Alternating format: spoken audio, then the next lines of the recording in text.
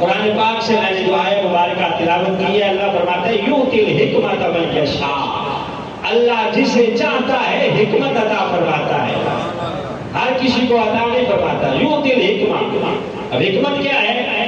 حکمت علم کا مترادف ہے۔ یوں سمجھیں کہ علم اور حکمت دونوں ایک ہی چیزیں ہیں۔ جس طرح کہا جاتا ہے کہ علم و حکمت، فلاں بندہ بڑا جاننے والا ہے، بڑا حکیم ہے، بڑا دانا ہے، بڑی حکمت والا ہے، مطلب کہ اس کے پاس بہت زیادہ علم ہے۔ حکمت کا مطلب ہے کسی چیز کو جاننا یا کسی چیز کی جانکاری رکھنا یا اس کے بارے میں معلومات اکٹھی کرنا، اس کو حکمت کہا جاتا ہے۔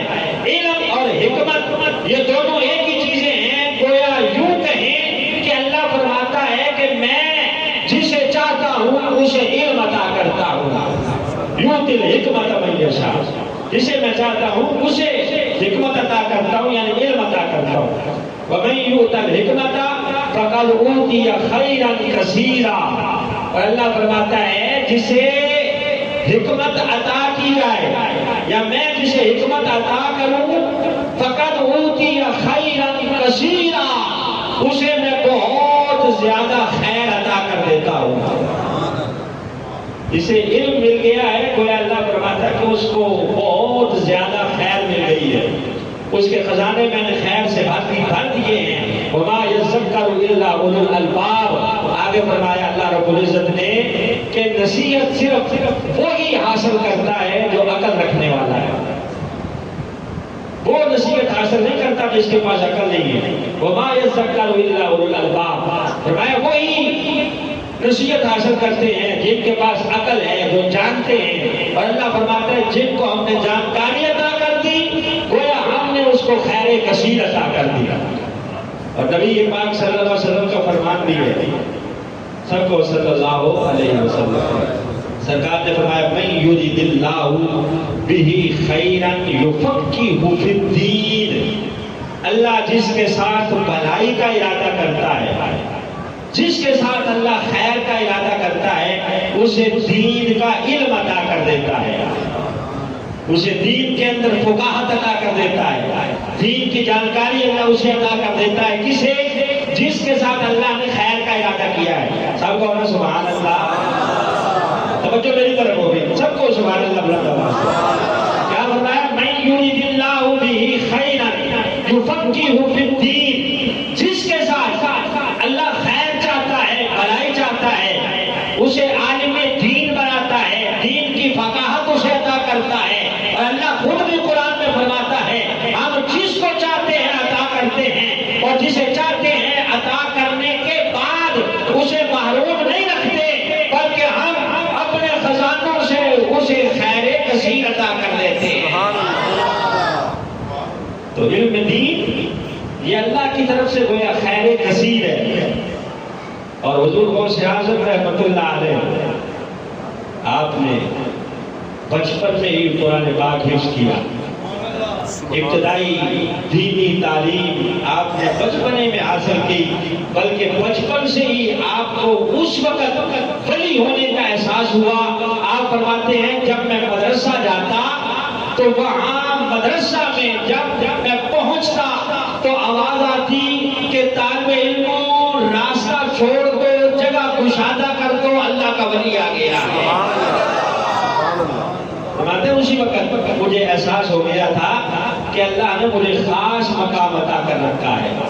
حضور غوث اعظم رحمۃ اللہ علیہ، آپ کا جو علمی مقام ہے اس حوالے سے میں گفتگو کروں گا، لیکن اس سے پہلے آپ علم دین حاصل کرنے کے لیے روانہ کس طرح ہوئے؟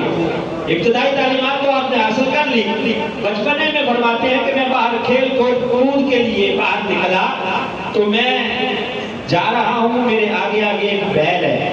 حضور غوث اعظم فرماتے ہیں اس بیل نے مجھے مڑ کے دیکھا اور دیکھ کے گویا اس نے اس طرح کہا انسانی آواز میں کہ عبد القادر، اللہ نے تجھے اس کام کے لیے پیدا نہیں کیا۔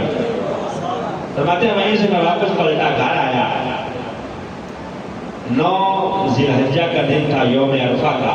فرماتے ہیں میں اپنے مکان کی چھت پہ چڑھا، جیلان میں مکان کی چھت پہ جو چڑھا تو سامنے اللہ نے پردے ہٹا دیے، عرفات کا میدان میں اپنی آنکھوں سے دیکھ رہا تھا۔ جیلان میں کھڑے ہو کر حجاج جو وہاں جمع ہیں عرفات کے میدان میں، فرماتے ہیں میں نے وہ دیکھ لیا تو میں نے اپنی اماں کو آ کے یہ دونوں باتیں بتائی۔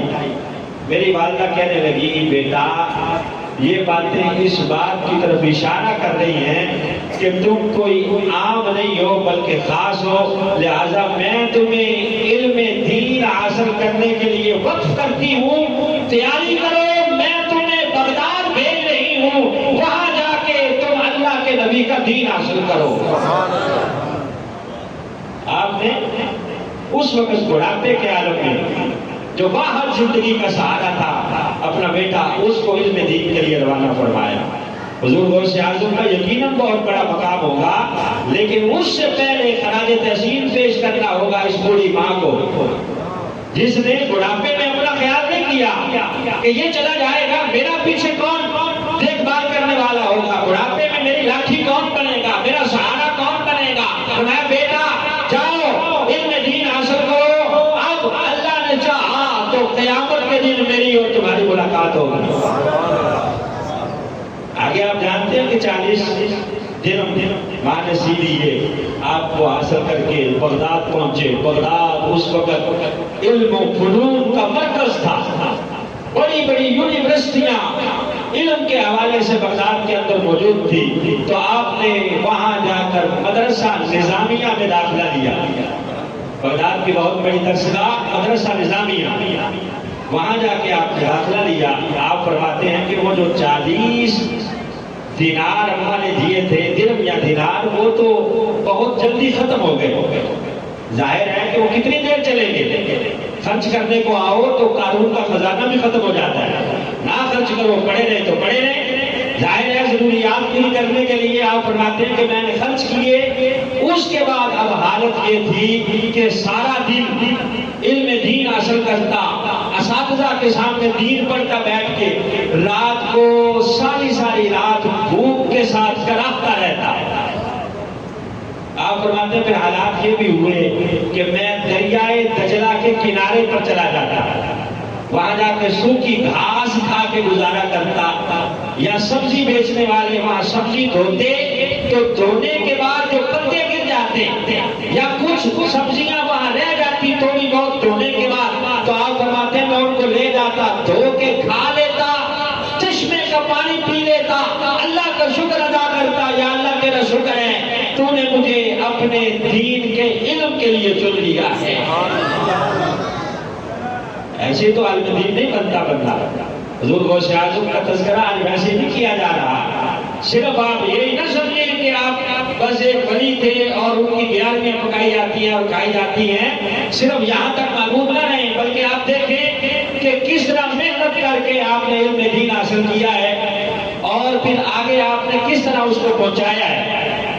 آپ فرماتے ہیں کہ ایسے ہی چلتا رہا، میں دریائے دجلہ کے کنارے چلا جاتا، وہاں سے گھاس کھا لیتا، درختوں کے پتے یا سبزیاں دھونے کے بعد جو پتے وہاں گر جاتے وہ کھا کے گزارا کرتا۔ لیکن ایک وقت وہ آیا کہ جب بغداد کے اندر قحط سالی ہو گئی، قحط پڑ گیا، غذا کی قلت ہو گئی۔ فرماتے ہیں اب میں جب دریائے دجلہ کے کنارے پہنچا تو میں نے دیکھا مجھ سے پہلے ہی وہاں لوگ جمع ہیں، بھوک کی وجہ سے جن کو کھانے کو نہیں ملا وہ وہاں سے وہ سبزیاں اٹھا کے یا پتے درختوں کے کھا رہے ہیں۔ فرماتے ہیں میں وہیں سے واپس مڑ گیا، وہیں سے واپس مڑا اور بغداد کی جامع مسجد کے ایک کونے میں آپ فرماتے ہیں کہ میں بیٹھ گیا۔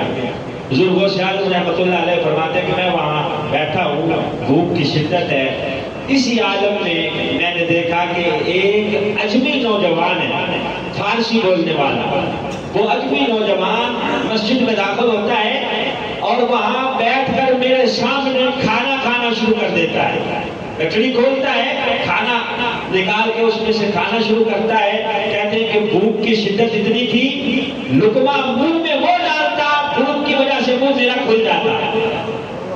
جب بچے کو بھوک لگی ہو نا کوئی کھانا کھائے تو دیکھ کر جی جس طرح للچاتا ہے وہ آپ خوب اس کا اندازہ کر سکتے ہیں. تو فرماتے ہیں کہ کھانا وہ کھا رہا تھا, لقمہ منہ میں وہ ڈالتا, منہ میرا کھل جاتا. کہتے اس نوجوان نے مجھے دیکھا اور دیکھ کر مجھے